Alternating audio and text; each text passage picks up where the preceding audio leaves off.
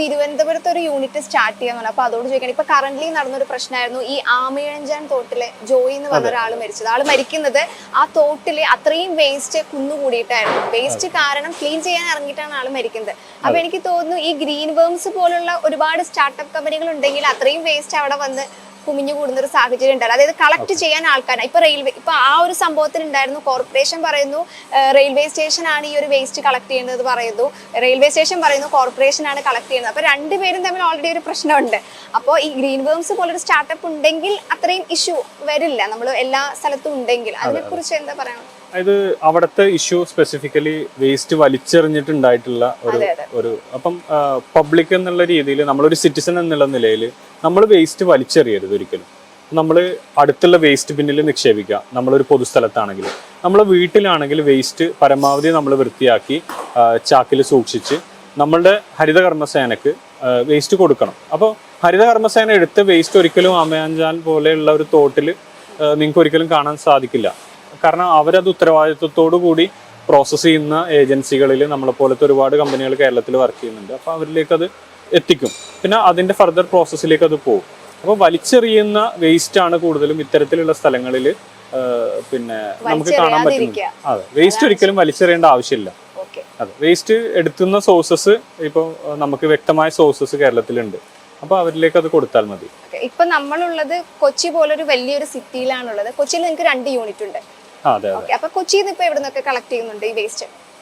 കൊച്ചിയിൽ നമ്മൾ കൊച്ചി സിറ്റിയിലെ കൊച്ചിയില് അത്യാവശ്യം ആൾക്കാരൊക്കെ ഫേസ് ചെയ്യുന്ന ഒരു ഇഷ്യൂ ആണ് ഈ വേസ്റ്റ് എന്ന് പറയുന്നത്. അതായത് പല ആൾക്കാർക്ക് ഈ വേസ്റ്റ് എവിടെ കൊണ്ടുപോയി കളയണം, കുറെ സ്ഥലത്തൊന്നും കളക്ട് ചെയ്യാൻ വരാത്ത ഇഷ്യൂസ് ഉണ്ട്. ഇപ്പൊ നമ്മൾ നിൽക്കുന്ന സ്ഥലത്താണെങ്കിൽ പോലും കറക്റ്റ് ആയിട്ട് വേസ്റ്റ് വന്ന് കളക്ട് ചെയ്യുന്ന ഒരു സാഹചര്യം ഇല്ല. അപ്പൊ ഇവിടെ എങ്ങനെയാ കളക്ട് ചെയ്യുന്നത്? അപ്പൊ എന്തുകൊണ്ടാണ് വേസ്റ്റ് കളക്ട് ചെയ്യാത്തത് എന്നുള്ളത് ഒരു പ്രധാന ചോദ്യമാണ്. ഓക്കെ, അപ്പൊ വേസ്റ്റ് ആളുകൾ മിക്സ് ചെയ്ത് ആണ് വേസ്റ്റ് എടുക്കാൻ വരുന്ന ആളുകൾ കൊടുക്കുന്നെങ്കിൽ തീർച്ചയായിട്ടും ഇപ്പം ഞങ്ങളും നിങ്ങളുടെ വീട്ടിൽ നിന്ന് വേസ്റ്റ് എടുക്കില്ല. അപ്പം വേസ്റ്റ് ഫുഡ് വേസ്റ്റ് മാറ്റി പ്ലാസ്റ്റിക് വേസ്റ്റ് പരമാവധി ക്ലീൻ ചെയ്ത് തരികയാണെങ്കിൽ നമുക്കൊരു സർവീസ് കൊടുക്കാൻ പറ്റും. അപ്പോൾ ഹരിതകർമ്മസേന എടുക്കുന്ന സ്ഥലങ്ങളിൽ, ഹരിതകർമ്മസേനയ്ക്ക് എത്തിപ്പെടാത്ത സ്ഥലങ്ങളിൽ നിന്നും നമ്മൾ പ്രൈവറ്റ് കളക്ഷൻ വഴി എടുക്കാറുണ്ട്. അപ്പോൾ ഇത് ഒരു പരിഹാരം ഉണ്ടാക്കണമെങ്കിൽ ഏറ്റവും പ്രധാനമായിട്ട് വീടുകൾ അവരുടെ വേസ്റ്റ് തരംതിരിക്കുക എന്നുള്ളതാണ്. അപ്പം തരംതിരിക്കേണ്ടി വരുന്നത് എന്തുകൊണ്ടാണ്? അത് മിക്സ് ചെയ്തിടുന്നതുകൊണ്ടാണ്. അപ്പം മിക്സ് ചെയ്യാതിരുന്നു കഴിഞ്ഞാൽ തരംതിരിക്കേണ്ട ആവശ്യമില്ല. അപ്പം നിങ്ങൾ ഓരോ സാധനങ്ങൾ, ഇപ്പം നിങ്ങളുടെ വീട്ടിൽ നിങ്ങളുടെ ഡ്രസ്സ് വെക്കാൻ ഒരു സ്ഥലം ഉണ്ടാവും, നിങ്ങളുടെ മറ്റ് പിന്നെ ഓർണമെന്റ്സ് വെക്കാൻ മറ്റൊരു സ്ഥലം ഉണ്ടാവും. അതുപോലെ പ്ലാസ്റ്റിക് വേസ്റ്റ് വെക്കാൻ ഒരു സ്ഥലം ഉണ്ടെങ്കിൽ പ്ലാസ്റ്റിക് വേസ്റ്റ് അവിടെ വെച്ച് കഴിഞ്ഞാൽ ഹരിതകർമ്മസേന വരുമ്പോൾ എടുത്തിട്ട് കൊടുത്താൽ മതി. അപ്പം അത് തരംതിരിക്കണ്ട, മിക്സ് ചെയ്യണ്ട. അപ്പം ഇപ്പോൾ നിങ്ങൾ ചോദിക്കും, ഇപ്പോൾ പാല് വാങ്ങിയ കവർ എന്ത് ചെയ്യും? പാല് വാങ്ങിയ കവർ നമ്മൾ ജസ്റ്റ് ഒന്ന് വെള്ളം ആക്കി മറ്റു പാത്രങ്ങൾ കഴുകുന്ന പോലെ വൃത്തിയാക്കി കഴുകണം എന്നൊന്നുമില്ല. ഒന്ന് വെള്ളം ചുഴറ്റി നമ്മളൊരു പിന്നെ ഒരു സ്ഥലത്ത് മാറ്റി വെച്ച് കഴിഞ്ഞാൽ അത് ഉണങ്ങിക്കോളും. ആ ഉണങ്ങിക്കഴിഞ്ഞ ഒരു ചാക്കിലേക്ക് ഇട്ട് കഴിഞ്ഞാൽ ആ പാല് പിന്നെ സ്മെല്ലുണ്ടാവില്ല. അത് നമുക്ക് റീസൈക്കിൾ ചെയ്യാൻ പറ്റും. അതിന് പകരം നിങ്ങൾ അത് കൂട്ടി ചുരുട്ടി മടക്കി ഒരു കവറിൽ ഇട്ട് കഴിഞ്ഞാൽ അത് 2 ദിവസം കഴിയുമ്പോൾ ഒരു ദുർഗന്ധം നിങ്ങളുടെ വീട്ടിൽ തന്നെ ആവും. പിന്നെ ഇത് കൊണ്ടുപോയിട്ട് മറ്റൊരാൾ ഇത് ചെയ്യണമെന്ന് പറയുന്നത് ശരിയല്ലല്ലോ. അപ്പോൾ ഇവിടെ ഇതിൽ ഒരുപാട് ആളുകൾ തൊഴിൽ ഇത് തരംതിരിക്കാൻ വേണ്ടി ചെയ്യുന്നുണ്ട്. അപ്പൊ അവരുടെ കാര്യങ്ങളും കൂടെ പരിഗണിക്കണം വീട്ടിൽ നിന്ന് നമ്മൾ വേസ്റ്റ് ഹാൻഡിൽ ചെയ്യുമ്പോൾ. അപ്പൊ എല്ലാവരും വേസ്റ്റ് നല്ലപോലെ കഴുകി വെച്ച് കഴിഞ്ഞാൽ ആൾക്കാർ വന്ന് കളക്ട് ചെയ്യുന്നതാണ് പറയുന്നത്. അപ്പൊ നമ്മുടെ ഇൻസ്പയറിന്റെ പ്രേക്ഷകർക്ക് ഉണ്ടായിരിക്കും ഈ വേസ്റ്റ് മാനേജ്മെന്റിലൂടെ ഒരു സ്റ്റാർട്ടപ്പ് തുടങ്ങി. അപ്പൊ എങ്ങനെയായിരിക്കും നിങ്ങളുടെ ഈ ഒരു ടേൺ ഓവറും കാര്യങ്ങളും ഒക്കെ അറിയാനുള്ള ഒരു ആഗ്രഹം ഉണ്ടായിരിക്കും. അപ്പൊ നമുക്ക് വേണ്ടി അതൊന്ന്. നമ്മൾ സ്റ്റാർട്ട് ചെയ്യുമ്പോൾ നമ്മൾ ആദ്യത്തെ വർഷം 1.5 ലക്ഷം രൂപയായിരുന്നു ഞങ്ങളുടെ ടേൺ ഓവർ. അപ്പം കഴിഞ്ഞ വർഷം നമുക്ക് ഏകദേശം 45 കോടി ആണ് നമ്മളുടെ ടേൺ ഓവർ. 45 crore. നിങ്ങൾ കേൾക്കണം, വേസ്റ്റ് മാനേജ്മെന്റിലൂടെയാണ് ഈ 45 crore. ഓക്കെ, അപ്പൊ അങ്ങനെയാണ് ഇപ്പൊ നടന്നുകൊണ്ടിരിക്കുന്നത്. ഓക്കെ, ഇനിയിപ്പോ എവിടെയൊക്കെ സ്റ്റാർട്ട് ചെയ്യാൻ പോകുന്നു? നമ്മൾ ഈ ഉള്ള സ്ഥലങ്ങളിൽ തന്നെ കുറച്ചും കൂടെ കൂടുതൽ ഏരിയകൾ, പഞ്ചായത്തുകൾ എടുക്കണം എന്നുള്ളതാണ്. ഗ്രീൻ വേംസ് എന്ന് പറഞ്ഞു കഴിഞ്ഞാൽ എല്ലാവരും അറിഞ്ഞു തുടങ്ങി, ഒരു സ്റ്റാർട്ടപ്പ് എല്ലാവരും അറിഞ്ഞു തുടങ്ങി.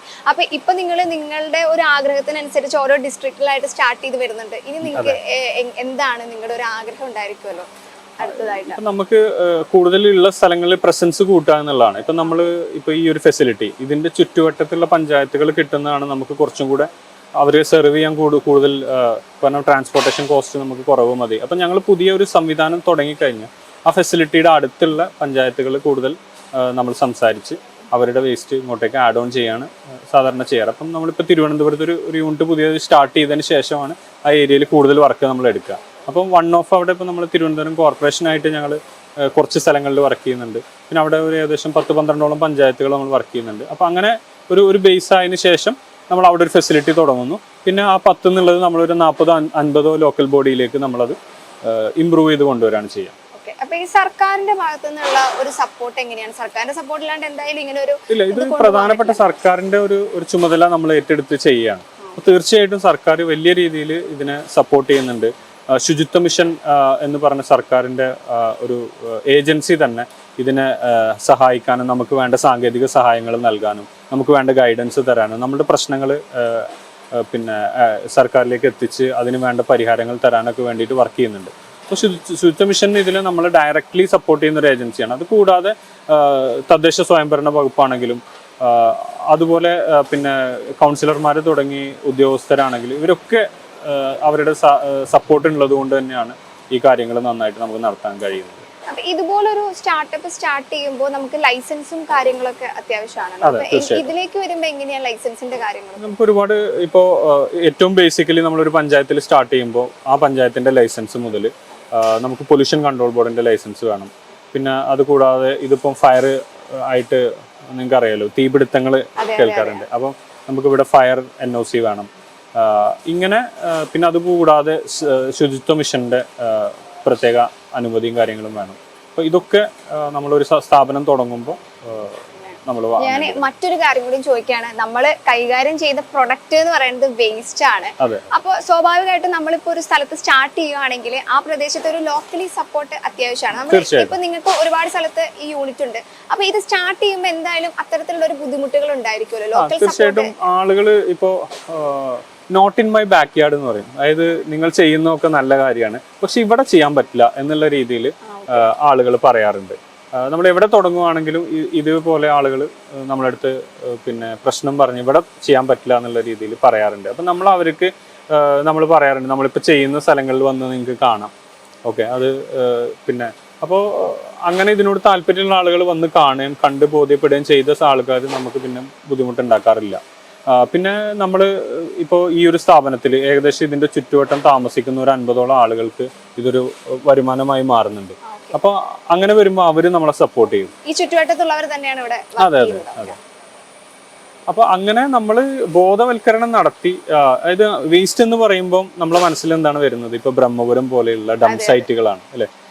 അപ്പം കേരളത്തിലുടനീളം നമുക്ക് ഡംപ് സൈറ്റുകളായിരുന്നു. അപ്പോൾ ഒരു കാലഘട്ടത്തിന്റെ വേസ്റ്റ് മാനേജ്മെന്റ് എന്ന് പറഞ്ഞു കഴിഞ്ഞാൽ വീട്ടിലെ വേസ്റ്റ് എടുത്ത് മറ്റൊരു സ്ഥലത്ത് കൊണ്ടുപോയിടുക എന്നുള്ളതായിരുന്നു. നമ്മൾ ഈ വേസ്റ്റിന്റെ സെഗ്രിഗേഷൻ എങ്ങനെയാണ്? അതിന്റെ ഒരു പ്രോസസ് ഉണ്ടായിരിക്കില്ല. ഇപ്പൊ നമ്മൾ കളക്ട് ചെയ്യുന്നു, ഇവിടെ കൊണ്ടുവരുന്നു, ബാക്കി ഇനി എന്തൊക്കെയാണ്? ഓക്കെ, ഇവിടെ നമുക്ക് ലോറിയിൽ വേസ്റ്റ് വരും. ഓക്കെ, അപ്പൊ നമ്മൾ അവിടെ നോക്കിക്കഴിഞ്ഞാൽ കാണാം അതുപോലെയാണ് നമുക്ക് വേസ്റ്റ് വരുന്നത്. ആ വരുന്ന വേസ്റ്റിനെ നമ്മൾ ഇവിടുത്തെ ചേച്ചിമാര് അവർ പല കാറ്റഗറി ആയിട്ട് സോർട്ട് ചെയ്യുന്നു. അപ്പൊ നിങ്ങൾ ഇങ്ങോട്ട് നോക്കൂ, ഇത് ഒരു ഗ്രേഡ് പ്ലാസ്റ്റിക്സ് ആണ്. അപ്പുറത്ത് നമുക്ക് കാർട്ടൺസ് കാണും. ഇവിടെ ഇത് പാലിന്റെ കവറാണ്. ഇപ്പോൾ വീട്ടിൽ നിന്ന് നമ്മൾ ക്ലീൻ ചെയ്ത പാലിന്റെ കവറാണ്. അപ്പോൾ ഇങ്ങനെ ഓരോ ഐറ്റംസ് ആയിട്ട് അതിനെ അവർ കാറ്റഗറൈസ് ചെയ്ത് ആ കാറ്റഗറൈസ് ചെയ്തതിന് ശേഷം ഈ പാലിന്റെ കവറ് വേറൊരു കമ്പനിയിലേക്കാണ് പോകുന്നത്, ആ പ്ലാസ്റ്റിക് കവർ മറ്റൊരു കമ്പനിയിലേക്കാണ് പോകുന്നത്, കാർബോർഡ് മറ്റൊരു കമ്പനിയിലേക്കാണ് പോകുന്നത്, എല്ലാം വേറെ വേറെ ആക്കിയിട്ട് പോകുന്നത്. അപ്പൊ ഇവിടേക്ക് വരുന്നത് വേസ്റ്റ് കവറാണ്. ഇപ്പൊ നിങ്ങൾ നോക്കി കഴിഞ്ഞാൽ അത് വേസ്റ്റ് ആണ് അല്ലെ, എല്ലാം വേസ്റ്റ് ആണ്. അപ്പൊ ഇവിടുന്ന് പുറത്തേക്ക് പോകുന്ന ലോഡ് നിങ്ങൾ നോക്കിക്കഴിഞ്ഞാൽ ഒന്നും വേസ്റ്റ് അല്ല. അപ്പോൾ വേസ്റ്റിനെ നമ്മൾ ഒരു ഇൻഡസ്ട്രിക്ക് വേണ്ട റിസോഴ്സ് ആക്കി കൺവേർട്ട് ചെയ്ത് ഇവിടുന്ന് പുറത്തേക്ക് വിടുന്നു.